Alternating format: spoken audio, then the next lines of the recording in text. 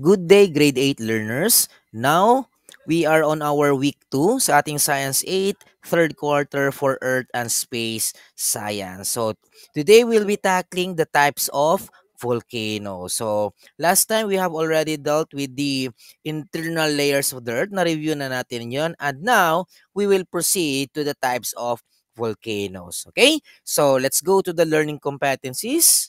So, ito po ang ating, ang inyong dapat malalaman or malalearn sa ating session na ito. So, describe the different types of volcanoes found around the world according to their letter A, activity, B, type of eruption, and letter C, location in the crust. So, ngayong discussion na ito, malalaman natin kung ano ba ang mga different activities sa ating mga bulkan, kung ano ba ang mga types of eruption nila, at saka kung saan ba sila located sa ating crust. Okay? So, for the lesson objectives, number 1, differentiate volcanoes from mountains. Okay? We will be differentiating kung ano bang pinagkaiba ng bulkan at saka sa ating mga mountains natin.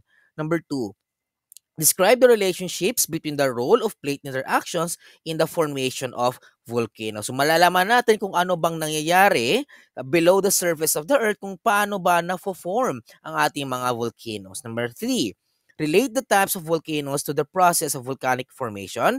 And number 4, classify different types of volcanoes based on their major characteristics. So therefore, makikilala na natin kung sino-sino ang mga types of volcanoes na alam natin that is found around the globe. Okay, so day 1 tayo for our week 2. Let's have a short review muna para ma-recall natin ang mga nalalaman natin noong week 1. Okay, so I will be presenting a table on the next slides, and I want you to put a check, okay, on each landform or yung column na pwede bang makikita natin with respect to the types of crust doon sa row niya. Okay? So, all you have to do is to put a check kung doon ba galing or doon ba natin siya makikita. So, ito yung table natin. Sige, pag-aralan nyo muna. So, we have the different types of crust na na-discuss natin noong week 1, the oceanic crust and the continental crust. So, ito ang mga landforms na pwede natin makita sa oceanic at saka kay continental. Sino ito? We have the trench, the mid-oceanic ridge, the volcanoes, and the mountains. So, itong trench na ba na ito, makikita ba sa oceanic or sa continental? Itong mid-oceanic ridge ba, makikita ba sa oceanic at or sa continental ba? Volcanoes at saka mountains, itong dalawa ba, makikita ba natin sa oceanic at sa continental? Okay? So, sagutan niyo muna. I will give you 30 seconds to know or to answer kung sino-sino sa kanilang mga landforms ang makikita natin doon sa dalawang crust na natakol natin in the week 1. So, sino ba kay oceanic at sino kay continental? Okay? Timer starts now.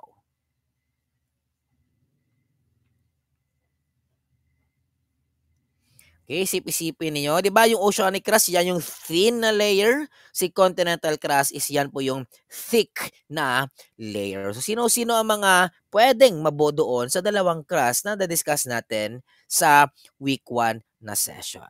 Okay? So, timer. Nagta-time pa tayo. Meron pa kayong 10 seconds? Okay, 5, 4, 3, 2, 1. So, from your answers, okay, ito yung guide question natin. How would the landforms relate with the types of crust they are commonly found? So, paano ba natin malalaman itong mga landforms na ito kung pwede ba natin siyang ma-relate or saan ba natin siyang pwedeng ma-relate, kung anong crust ba siya na makikita. Okay?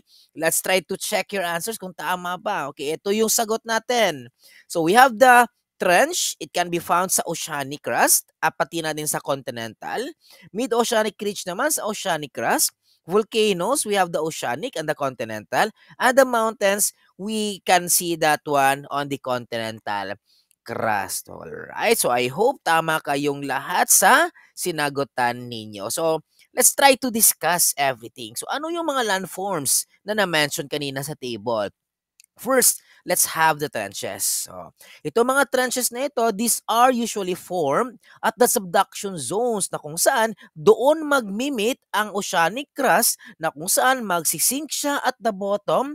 It depends kung ano ba ang magra-rise up, si oceanic ba or si continental. So that is why yung mga trenches natin, they are mostly linked sa ating mga oceanic crust kagaya ng ating Mariana Trench at saka si Philippine Trench. Now, let's proceed to the next term. We have the mid-oceanic ridge. So itong landform na ito, it is created when two oceanic plates diverge. Okay? At kung saan ditong na area na ito, yung magma is nagra-rise up siya to form new oceanic crust. So magpo-form po siya ng bagong na mga landforms. And exclusively, it can be found on the oceanic crust na kung saan nandoon po siya in between the oceans natin kagaya ng ating mid-Atlantic ridge na kung saan makikita sa Atlantic Ocean. Okay, now let's proceed to the next landform.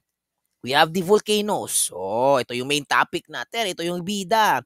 So volcanoes, this form where magma reaches the surface, which can happen in both crust types. Alright. So sa oceanic crust, sa mid-oceanic ridges, or sa volcanic island arcs, makikita natin yung mga klase-klase mga bulkan. Sa continental crust naman, it can happen doon sa mga subduction zones or sa mga hotspots kagaya ni Hawaii. Okay, we have also the Andes Mountains at saka sa ating Mount Pinatubo. Now, so we have the mountains also. So sino itong mga mountains na ito? For example, itong Sierra Madre natin, di ba? So itong mga mountains, these usually form when continental plates collide. So hindi oceanic yung nagbabangga, okay? Yung continental, dalawang continental plates ito na nagko-collide, nagka-crumple siya, and they are moving upward. So that is why they are more common sa continental crust kagaya ng mga Himalayas mountain ranges at saka yung sa mga Alps. Okay. So for every landform na mapo-form doon sa process of doon sa geological process, we can know kung ano ang mga types of rocks ang nandoon. O, sige. So discuss natin kung ano ang mga types of rocks na pwedeng makikita natin kay oceanic crust at saka kay continental crust. So, let's start with the first rock. So, ito yung mga basaltic rocks. So, mga basaltic rocks natin, they can be found sa ating oceanic crust. Okay? So, dito makikita natin that itong oceanic crust natin, they are constantly being created and destroyed because of seafloor spreading. So yung dagat mismo, yung seafloor, nagsispread out yan going into the subduction zone sa end portion. So itong mga basaltic rocks na ito, they make up most of the thinner and denser oceanic crust which weighs between 2.9 and 3.0 grams centimeter cube.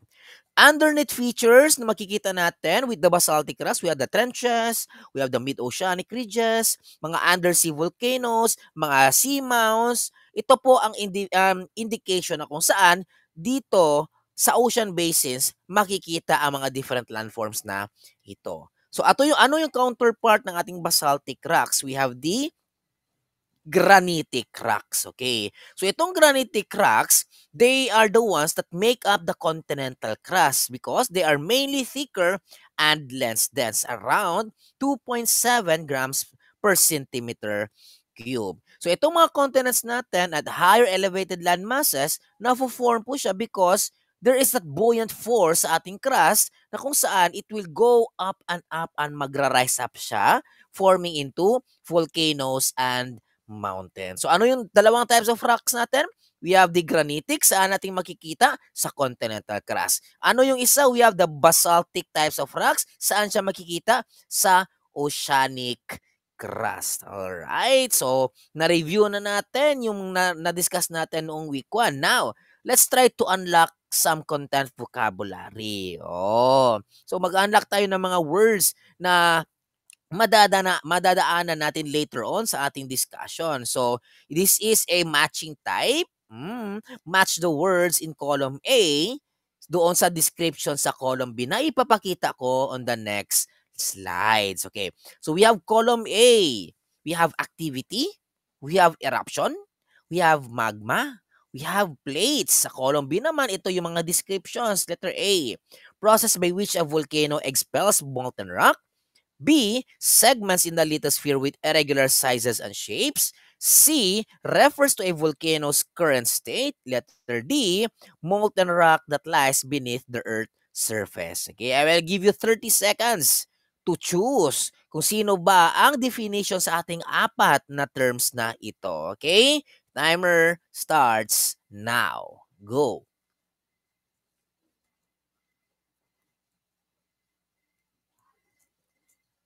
Okay, isip-isip tayo kung sino ba dyan. Medyo easy lang, no? Kasi nadaanan nyo na to for sure sa grade 7 na topic ninyo. Okay. So now, let's check your answers. Okay, so let's start with the first term. Okay, ito yung volcanic activity. So this is letter C. It refers to a volcano's current state. So pwede siya maging active na kung saan nag-erupt na siya, okay, may lumalabas na sa kanyang crater, or it may be inactive na wala lang, o walang nagmo-move, walang nangyayari sa mga bulkan. Okay? Now, for the next term, we have eruption. Eruption, that is letter A. It is the process by which a volcano expels molten rock. So, doon na, bumubuto na po yung bulkan. Okay? Kasi meron ng activity na doon sa area na iyon. Okay. And now, the next one, we have magma. Ano itong magma na ito? It is the molten rock that lies beneath the earth surface. So ito po yung parang tinatawag natin na mother of all rocks. Kasi dito po nanggaling yung rocks natin. Okay? Na kung saan itong magma kapag lalabas siya sa crater, sa bunganga ng bulkan, ang tawag po natin dyan ay lava. Alright? Let's have the next. We have the plates. Okay, plates, these are the segments in the lithosphere with irregular sizes and shapes. So ito po yung mga different crustal formations natin, mga crustal plates that resembles different continents and different land masses. Okay, very good. So palakpakan natin yung sarili natin. Sige. So now, let's have this think tank. Mag-iisip tayo kasi usually nalilito tayo or we are confused kung paano ba or sino ba si volcano or si mountain. So ito yung tanong ko sa inyo. Here is the question here. What is the difference between a volcano and a mountain? Sige, tingnan natin. Share your idea sa comment section dito sa ating channel. Okay? So, tingnan natin. Write down kung ano bang pinagkaiba ni volcano at saka ni mountain. Isipin niyo, may isang very, very feature talaga na kung saan malalaman natin na volcano talaga siya or isa ba siyang mountain. Okay? Nakuha niyo ba? Sige, let's discuss. Okay, discuss natin ito. Itong volcanoes at saka mountains natin, they are prominent geological features. Though, however, they have significant differences. Maraming mga differences sila actually sa kanilang formation processes, sa kanilang composition nila, activity nila, at saka of course, iba't iba yung shape. So, malaman natin ito sa pamamagitan ng pagdi-differentiate sa kanilang formation, composition, activity, at saka shape. Sige, tingnan natin. Ito, magpapakita ako ng mga different landforms at tingnan natin kung alamin natin kung mountain ba siya or volcano. So, let's sort it out. So, sort out natin kung volcano ba siya or mountain. Sige, tingnan natin with the first landform. So, ito, isip. Ano ba ito? Is it a mountain or is it a volcano? Sige, sagot. Alright, very good. So, this is a mountains. This is actually Mount Apo. Makikita po natin ito, boundary sa Davao del Sur sa Region 11 at saka sa North Cotabato sa Region 12. Siya po yung pinaka-highest peak natin na mountain dito sa ating bansa. Ito, let's have the second picture. Ano ba ito? Is it a mountain or is it a volcano? Alright, pang-alam na natin, no? This is a mountain. Specifically, ito po yung Mount Pulag na kung saan makikita natin sa Benguet, Ifugao at saka sa Nueva Vizcaya. Now, for the next picture. So ito, is it a mountain or is it a volcano? Very good. Ang galing. So this is a mountain again. This is Mount Kitanglad na makatatagpuan sa Bukidnon Province sa Mindanao. And the next picture, we have this one. Oh, this is a very famous landform na makikita saan? Sa Albay. And this is the only landform na kung saan it has that perfectly cone shape na itsura. So ano ito? This is a volcano. Ito po ang ating Mount Mayon, the Mayon Volcano na matatagpuan sa Albay region. Now, for the next one. So, itong landform na ito ay tinatawag or may katagang small but terrible. So, ano ito? Is it a mountain or is it a volcano? Very good. This is a volcano. Ito po ang ating Taal Volcano na matatagpuan sa Batangas. Okay, now for the next one. I think this is the last one. Is it a mountain or is it a volcano? Okay.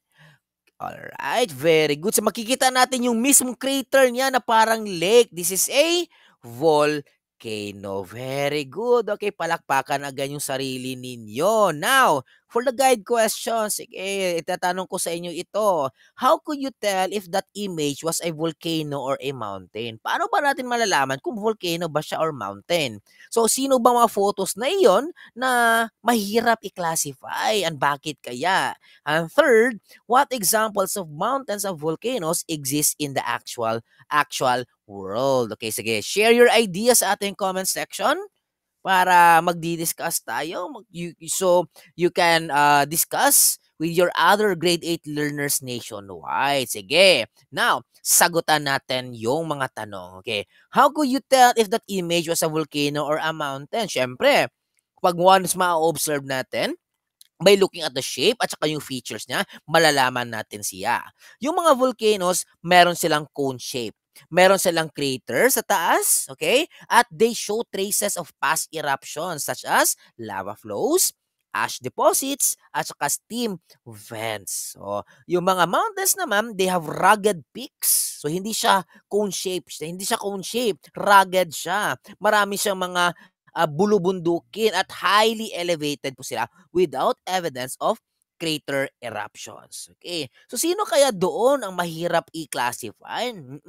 Kasi, syempre, yung mga volcanoes natin, they can actually look like ordinary mountains kapag hindi sila nag-i-erupt. Okay? Para siyang forested if ever siya inactive. And some mountains and volcanoes, they are covered with vegetation. Meaning to say, para sang wala tayong makikita na crater, wala tayong makikita na mga features na makikita lang natin sa mga volcanoes. Okay?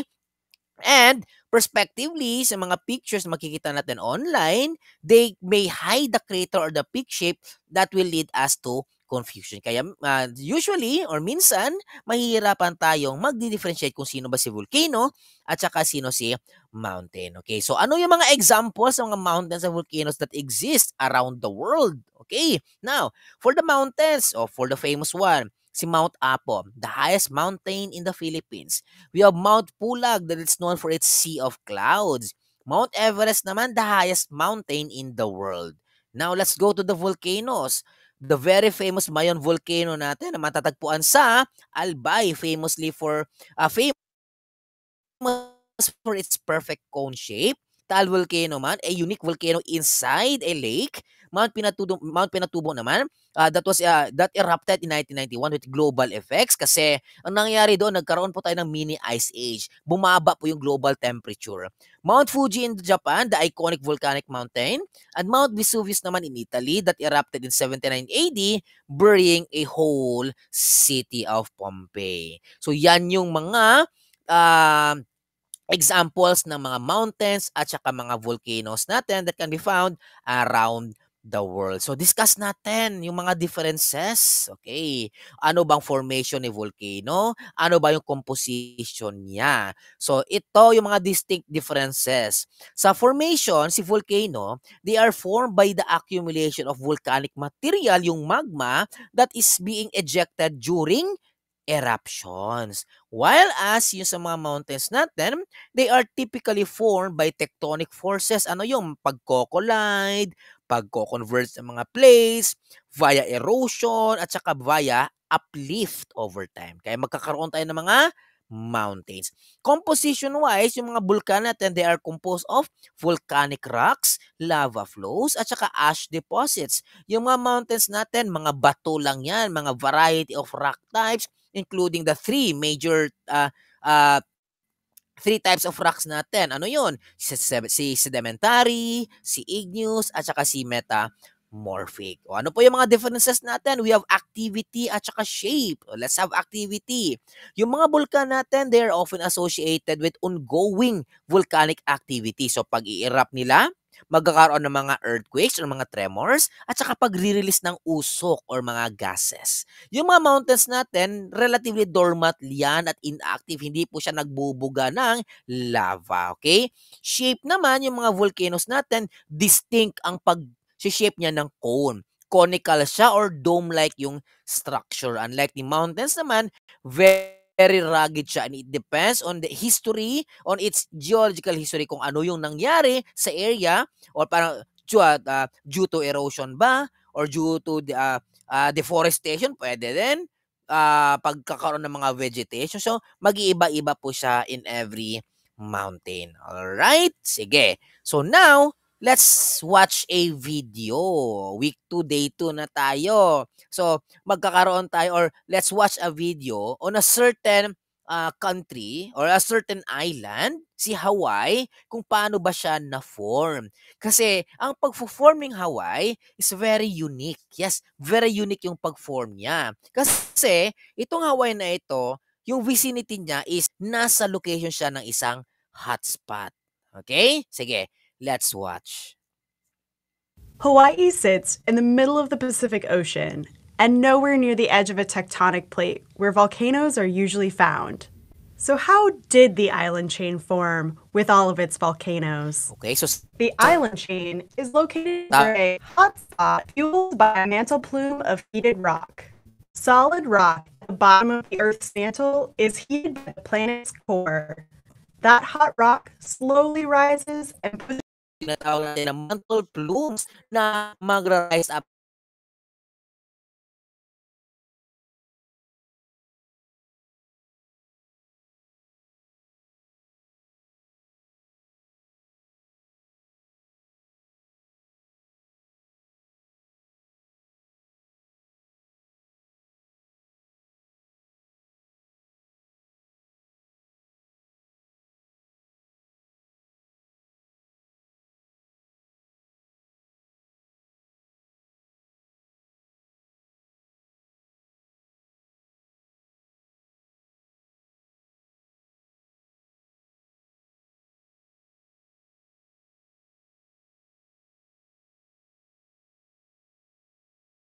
meets ocean, the island grows. But you may not want to get too close.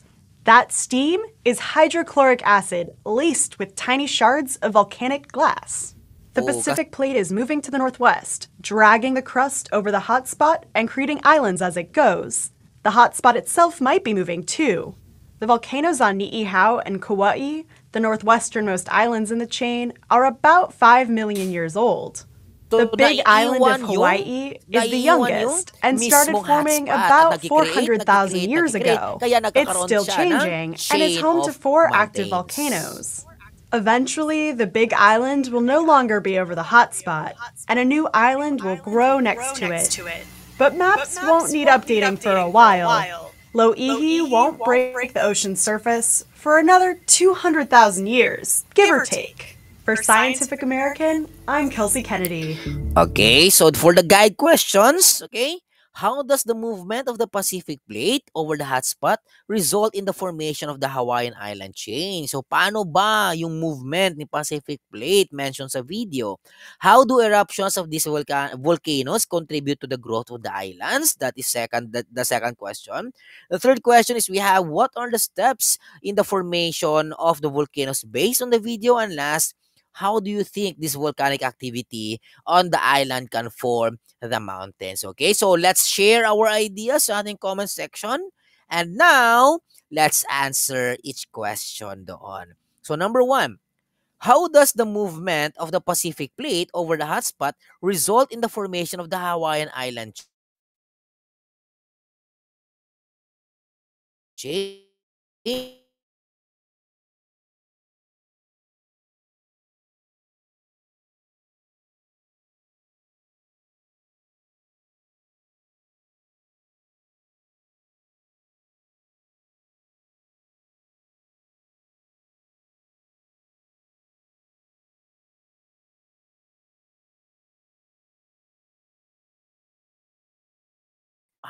How is it possible na magkakaroon tayo ng hotspot? Because of that mantle plume. So as the plate moves, new volcanoes are actually formed above that hotspot.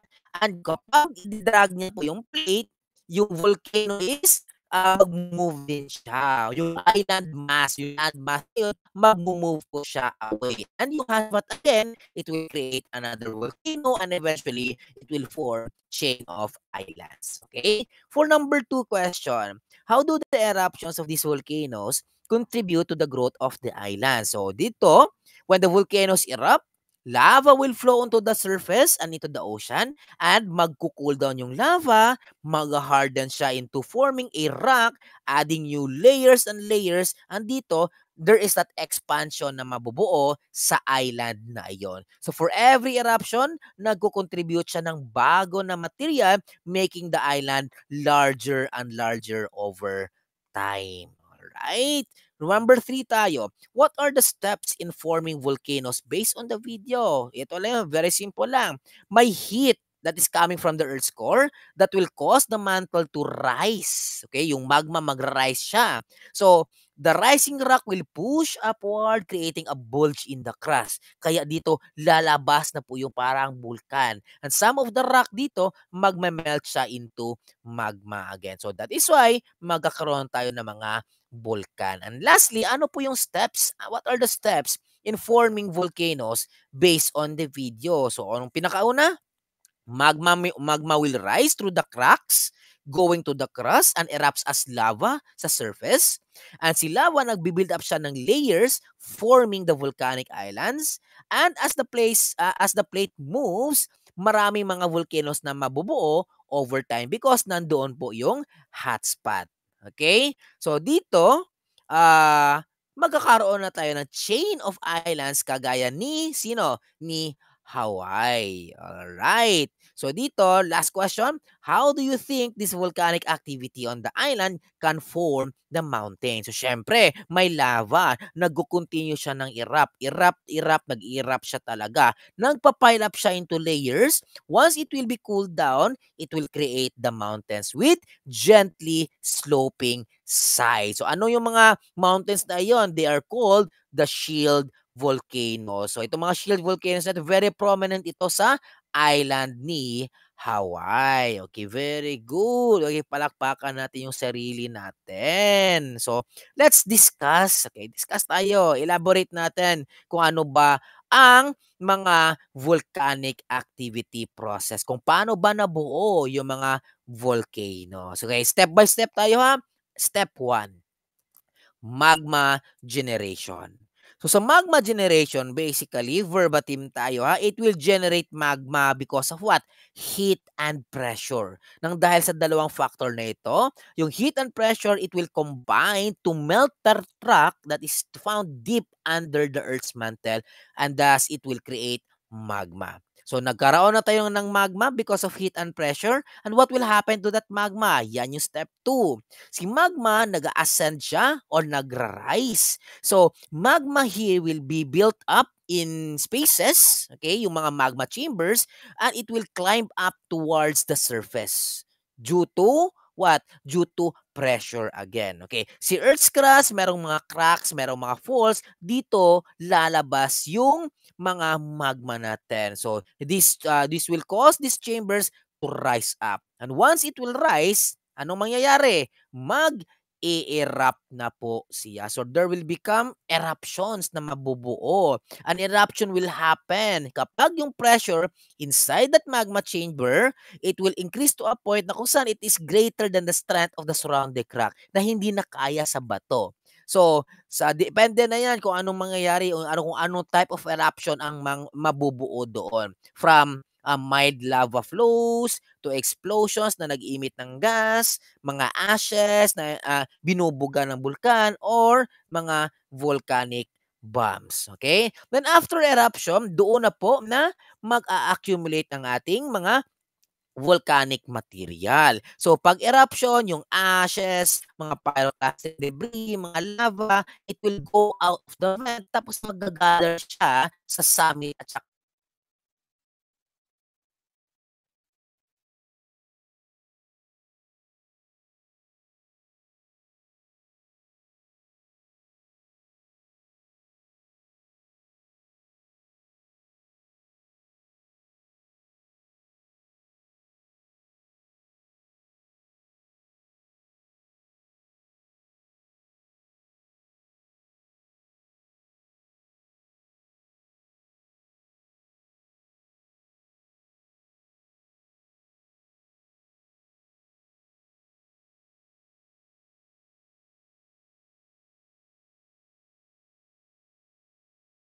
magma will rise and will accumulate. Magma will rise again, that will be stored, and some of the crystals will form and course, volcanic gases will mix with that atmosphere. And dito po magkakaroon ng shape na ang mga volcano because of that accumulated material na galing sa magma na na-solidify because of cooling process. Okay, now let's proceed to day 3. So let's have this activity. Sort me out. Okay. Iso-sort natin yung mga types of volcanoes. Ito yung mga types of volcanoes at saka yung characteristic niya. Hmm. So we have cinder cone, tall and broad, composite shield, symmetrical cone, up to 1,200 feet, 30 to 40 degrees, up to 8,000 feet, up to over 30,000 feet. Ano pa? Ito pa, roughly 40 degrees, roughly 6 degrees, roughly 6 degrees with near the top. Ito yung itsura and so on, so forth. So let's try to sort things out with the guide questions that follow. So why do you think volcanoes come in different types? Iba't iba yung shape niya. And how do you relate the type of volcano based on its volcanic formation? So paano ba natin siya i-relate? Sige, try to share your ideas sa ating ComSec. And now, let's check your ideas. Okay? So ano ba ito? Ano bang ibig sabihin ng mga types of volcanoes natin? So let's have the first two types of volcanoes. We have the cinder cone and the composite or the stratovolcano. Kasi meron tayong tatlo. Okay? Sa cinder cone, yung shape niya is symmetrical. Yung height niya is up to 1,200 feet, 370 meters. Medyo maliit lang siya talaga. Slope niya is 30 to 40 degrees. Formation niya is ganito. It will form when explosive activity throws magma into the air, okay, and cools into cinders and settles around the vent. Okay? Yan yung formation niya. How about si composite or si stratovolcano? These are actually tall and broad compared with the cinder, medyo maliliit lang. Up to 8,000 feet. Grabe kataas, no? 2,400 meters. Roughly 6 degrees near the base and 10 degree to 30 degree near the top. Cone shape siya talaga. And paano ba siya na-form?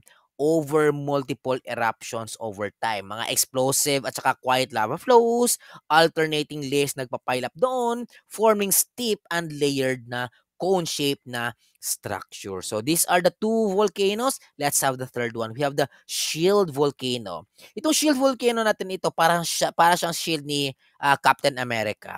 It is broad and it is wide and it is up to over 30,000 feet and 9,000 meters. But it has that intrinsic feature na kung saan gentle yung slopes niya. 10 degrees near the base and 5 degrees naman near the top. So ano siya talaga, very very ganito lang yung itsura. So paano ba nabibuild ito? It is built from long fluid lava flows spreading widely, forming the world's largest volcanoes. Malalaki talaga itong mga shield volcanoes nito and specifically matatagpuan sa Hawaii. Okay, so let's answer the guide questions. Why do you think volcanoes come in different types? So tama ba kayo? Tingnan natin. It is because iba't iba yung magma composition niya, iba-iba yung style sa pag-erupt, at iba't iba din pong location niya that will result in various shapes and sizes. So maraming mga factors kaya mag-iiba talaga yung volcan. Okay? And how do you relate the type of volcano based on its volcanic formation? So the way a volcano forms determines its type. Cinder cones from cinders, composite from lava and ash layers, ang shield naman from broad lava flow. So, iba't ibang formation, iba't iba yung processes, iba't ibang bulkan ang mabubuo. Okay, very good. Sige, palakpakan natin yung sarili natin. Sige, let's have a thorough discussion about the parts of volcanoes. Ano yung mga parts ng mga volcano natin? First, the very prominent na makikita talaga natin sa isang bulkan. We have the crater. Sino itong crater na ito? Ito yung crater natin diyan, matatagpuan sa taas. Okay, yan po yung buho diyan. Oh, yan yung hole. Okay, so itong crater na ito, this is a bowl-shaped depression at the top of the volcano that forms when the summit collapses after an eruption. So doon lalabas yung magma na magiging lava. Alright, so saan galing itong magma natin or yung lava? Galing siya sa magma chamber. So sino itong magma chamber na ito? This is a large underground cavity or reservoir where molten rocks or magma is stored before it erupts. So dito po nagbubuo, nasa-store yung mga magma na sooner or later lalabas po siya sa bunganga ng bulkan. Sino yung bunganga ng bulkan? Yan po yung crater. Alright? Let's have the next parts. We have the conduit. Okay. Si conduit, yan po yung region or yung long narrow channel na dito nagko-connect sa magma chamber patungo sa surface sa volcano going to its crater. So dito nagre-rise up yung magma, then it will erupt. Okay? At hindi lang po sa conduit nagsisettle yung mga magma going outside. Meron din po tayong mga fumarole. So fumarole, ito po ang vent on the surface of the volcano that emits steam, gas, and other materials. So it is found near the summit. So parang para siyang tumaliwas sa mismong main na dadaanan ng ating magma na kung saan nandyan yung conduit going up sa ating crater. So ano yung parts of the volcano natin? We have the crater, the magma chamber, the conduit, at saka si fumarole. Now, let's discuss the types of volcano again. O, ito yon. Ulitin natin. We have the cinder cones. Symmetrical in shape, steep-sided, with a conical shape, with slopes 30 to 40 degrees. Cinder cones only grow to about 1,000 to 1,200 feet tall. Maliliit lang talaga sila. And they are created from a single opening. Okay. So, yung opening na ito sa cinder cones, they are actually cone-shaped, formed by the eruption of pyroclastic materials including cinders, ash, and volcanic bombs na ma-accumulate doon sa around sa vent niya that will create a cone-shape na hill. Examples of cinder cones is we have the Mount Iriga in Camarines Sur, and we have the Paricutin volcano naman sa Mexico. Okay, so let's proceed to the next volcano. We have the Shield volcano. These are the tall and broad up to over 30,000 feet or 9,000 meters, 9 kilometers, roughly 10 degrees near the base and 5 degrees near the top.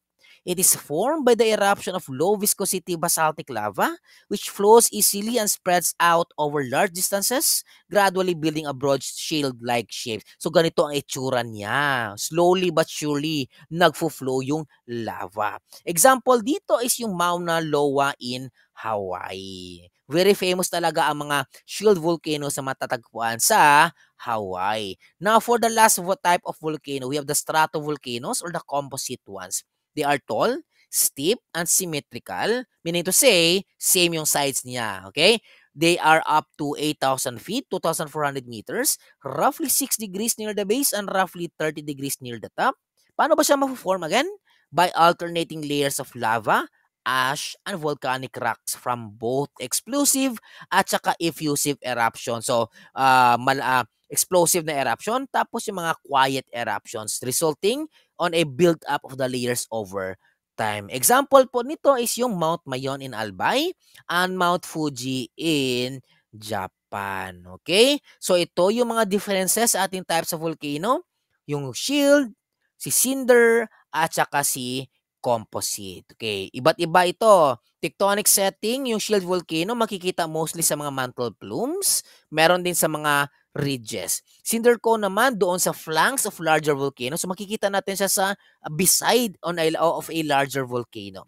Composite volcano naman makikita mostly sa mga subduction zones. Ano yung size and shape? Shield volcano, the large ones. Cinder cones naman, the small ones. Composite naman, the medium-sized ones. Okay? Magma and eruption characteristics. Shield volcano natin is always mafic and eruptions are quiet or effusive.